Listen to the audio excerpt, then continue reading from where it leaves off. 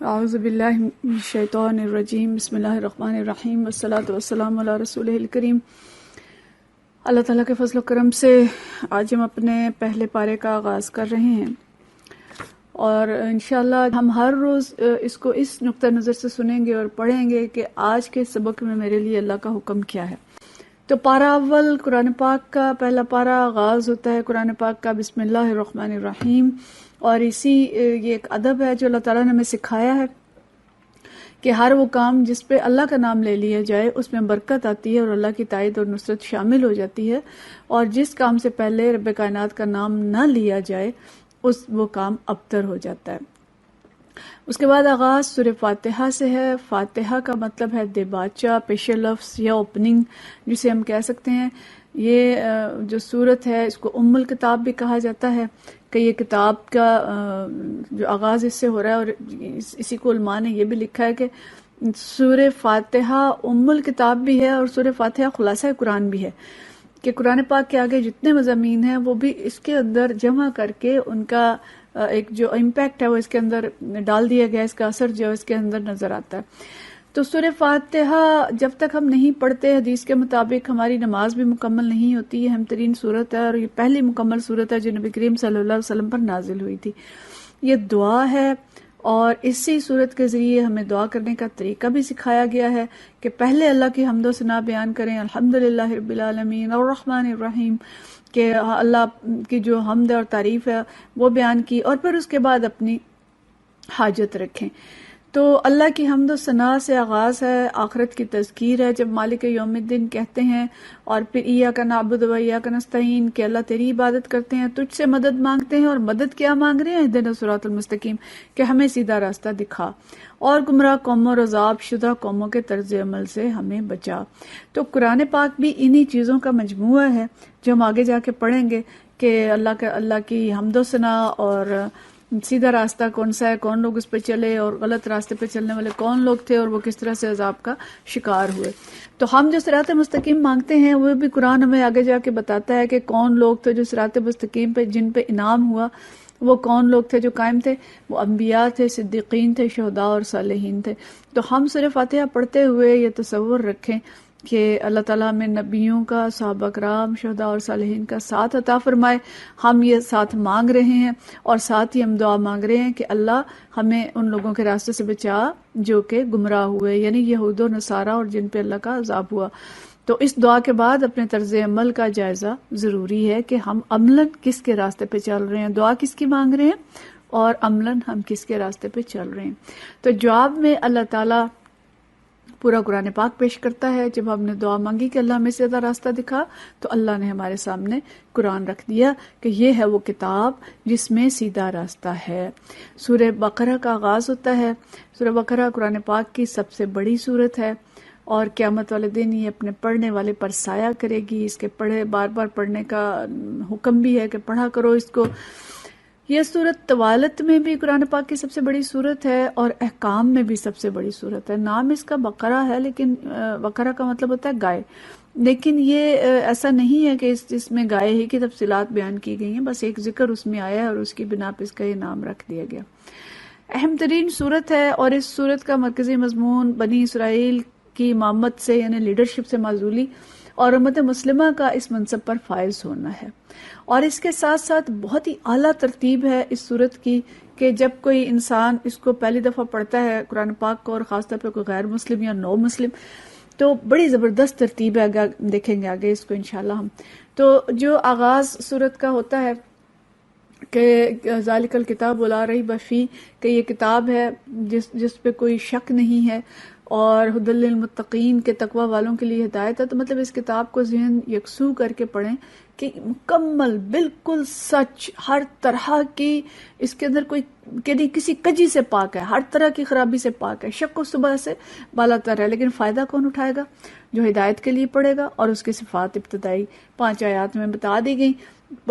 کہ کون لوگ ہوں گے جو اس سے فائدہ اٹھائیں گے، اور اس کے بعد کون لوگ فائدہ نہیں اٹھا سکتے۔ آیت نمبر 6 اور 7 میں کفار کا تذکرہ کیا، کہ جنہوں نے انکار کر دیا یؤمنون بالغیب کا، اللہ پہ ایمان ہی نہیں ہے، آخرت پہ ایمان ہی نہیں ہے، تو وہ کیسے اس سے فائدہ اٹھائیں گے؟ اور پھر طویل تذکرہ منافقین کا ہے، سورۃ آیت نمبر 8 سے 20 تک۔ منافقین یہ مفاد پرست لوگ ہیں، کفار سے ملتے تھے تو ان کے ساتھ، اور مسلمانوں سے ملتے تھے تو ان کے ساتھ، دین میں تذبذب اور شک میں مبتلا، جھوٹ بولنے والے، فساد کرنے والے، تو ان کے لیے دردناک عذاب ہے۔ تو تینوں گروہ اور تینوں گروہوں کا انجام، فلاح پانے والے مومنین، کفار جو بالکل عذاب عظیم کا شکار ہوں گے، اور یہ لوگ جو عذاب علیم کا شکار ہوں گے، جو منافقین۔ اور اگلا جو اہم مضمون، دوسرا اہم مضمون ہم سورہ بقرہ کا کہہ سکتے ہیں، یہ بندگی رب کی طرف دعوت ہے۔ تمام انسانوں کو آیت نمبر 29 تک اللہ تعالیٰ نے مخاطب کر کے کہا کہ اے انسانوں، اے لوگوں، اپنے رب کی بندگی کرو، اور اس رب کا تعارف دیا۔ بارکۃ اللہ آیات ہیں۔ نو مسلم قرآن کھولے تو شروع میں ہی پہلے کتاب کا تعارف اور پھر رب کا تعارف، کہ کوئی تمہارا خالق ہے، زبردست خالق ہے، جو زمین اور آسمان کا مالک ہے، اس کا بنانے والا ہے۔ اس کی صفات آگے ہمیں جو ہیں اگلی آیات میں بتائی گئیں، اور پھر چیلنج کیا گیا کہ اس کتاب جیسی کوئی کتاب بنا لو، اللہ کی حاکمیت اور قدرت کے دلائل دیے گئے۔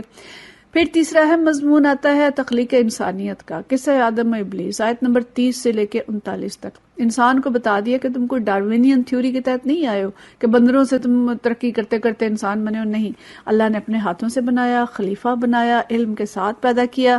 اور پھر مارکا جو ہوا شیطان کا اور آدم علیہ السلام کا، کہ شیطان نے سجدہ نہ کیا، وہ گمراہ ہو گیا، آدم علیہ السلام سے غلطی ہوئی لیکن توبہ کر لی، اللہ تعالیٰ ان سے راضی ہو گیا۔ اور پھر اللہ نے دنیا میں بھیجا اس ہدایت کے ساتھ کہ تم سب یہاں سے اتر جاؤ، اور جو کوئی میری ہدایت کی پیروی کرے گا اس کے لیے کسی خوف اور رنج کا موقع نہ ہوگا، فلا خوف علیہم ولا هم یحزنون۔ تو دنیا اور آخرت میں امن، خوف اور رنج سے دوری اس ہدایت کی پیروی میں ہے جو اللہ تعالیٰ نے نازل کی، جس سے آج انسانیت دور ہو چکی ہے اور دکھوں سے بھر گئی ہے، دنیا فساد سے بھر گئی ہے، ہر طرف فساد ہی فساد ہے۔ تو سبق یہ ہے کہ اس ہدایت کو قبول کرو گے تو اپنی زندگیوں سے رنج و غم کو دور کرو گے، ورنہ دکھ دور نہیں ہو سکتے۔ اس کے بعد 5ویں رکوع سے لے کے 16ویں رکوع تک مسلسل بنی اسرائیل کا ذکر ہے۔ یہ انعام یافتہ قوم تھی جو زوال کا شکار ہوئی۔ اب اس ترتیب کو بھی آپ دیکھیں کہ اللہ تعالیٰ نے اپنی کتاب کے تعارف، اپنے تعارف، آدم و ابلیس کے تخلیق اور مارکہ خیر و شر کہ جو شروع ہوا، اس کے فوراً بعد جو تذکرہ کیا وہ بنی اسرائیل کا کیا، کہ ہم یہ جان لیں کہ یہ قوم انعام یافتہ تھی، اس میں لاکھوں ہزاروں نبی آئے، لیکن اس قوم نے کیا کیا کیا کہ اللہ تعالیٰ اس سے ناراض ہو گیا اور اس کو مغضوب قوموں میں شامل کر دیا۔ یہ جاننا ہمارے لیے بہت ضروری ہے۔ یہ لمبے رکوع ہیں، ان کو پڑھیے گا خود اور ان کی تفصیل سے دیکھیے گا کہ بنی اسرائیل کی غلطیاں کیا کیا تھیں۔ جتنا وقت ہے ہم اس کو معمولی مختصراً دیکھتے ہیں۔ اللہ کے احسانات کی ناقدر شناسی ان کی سب سے پہلی چیز تھی، عہد شکنی کی، اللہ کی آیات کو تھوڑی قیمت پہ بیچ ڈالا، یعنی دین کو دنیا کی خاطر فروخت کر دیا، دین کو مشتبہ بنایا، دوسروں کو نیکی کی تلقین کرتے تھے، خود نہیں پڑھتے، خود کو بھول جاتے تھے، نماز سے بے پرواہی کی، اور بار بار اللہ نے جس چیز کا ذکر کیا وہ ان کی ناشکری کا کیا، اور اللہ کی کتاب سے روگردانی کی، اللہ کے قوانین کو توڑا، سبت کے قانون کا ذکر کیا، اللہ کے نبیوں کو قتل کیا، اللہ کے احکام کی پیروی میں حیل و حجت سے کام لیا۔ گائے کا واقعہ دیکھا کس طرح سے اس میں وہ لیت و لال سے کام لیتے ہیں، اور اس سب کے نتیجے میں اللہ تعالیٰ نے ان کے دل سخت کر دیے۔ اللہ خود کہتا ہے میں نے پتھروں کی طرح دل سخت کر دیے، کہ اللہ کا کلام ان کے دلوں میں اترتا نہ تھا۔ بڑی خوفناک آیت ہے کہ آج مسلمان قوم بھی کچھ اسی طرح کی چیزوں کا شکار ہو چکی ہے کہ اللہ کا کلام اس کے دل پہ اثر نہیں کرتا۔ قرآن پڑھا جاتا ہے اور قرآن پڑھنے کے باوجود ہم کس کس طرح کی چیزوں کا شکار ہے۔ پھر اللہ کی کتابوں میں تحریف کی، اللہ کی کتاب کی کچھ باتوں کا مانا اور کچھ کا انکار کر دیا۔ فتؤمنون ببعض الکتاب وتکفرون ببعض، کہ اللہ کی کتاب کے کچھ احکام کو مان لیا، کچھ کا انکار، جیسے کہ بالکل ہم کر رہے ہیں آج کل، کہ جو دل کو پسند ہوتی ہے بات وہ مان لیتے ہیں اور نہیں مانتے جو نہیں پسند ہوتی۔ تو اس کی سزا دنیا میں ذلت و خواری اور آخرت کا شدید عذاب۔ یہ بہت ہی چوکنا کرنے والی آیت ہے۔ اور یہ سب کچھ کرتے تھے اور ساتھ ہی کہتے تھے کہ جنت میں تو ہم نہیں جانا کیونکہ ہم اللہ کے محبوب ہیں۔ جادو ٹونے بھی کرتے تھے، مسلمانوں کے دلوں میں اللہ کی جو آیات تھی ان کے خلاف شکوک و شبہات بھی ڈالتے تھے۔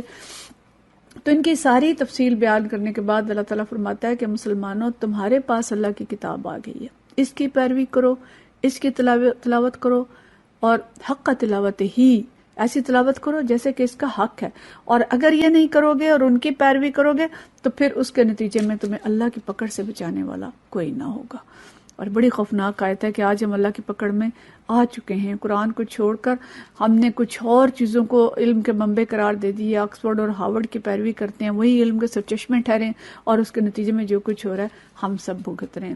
اور پھر اگلے جو 2 رکوع ہیں آخری اس کے پہلے پارے کے, اللہ تعالیٰ ان میں ایک رول ماڈل ہمارے لیے پیش کرتے ہیں, ساری انسانیت کے رول ماڈل, ساری انسانیت کے امام حضرت ابراہیم علیہ السلام. اور ان رکوعات میں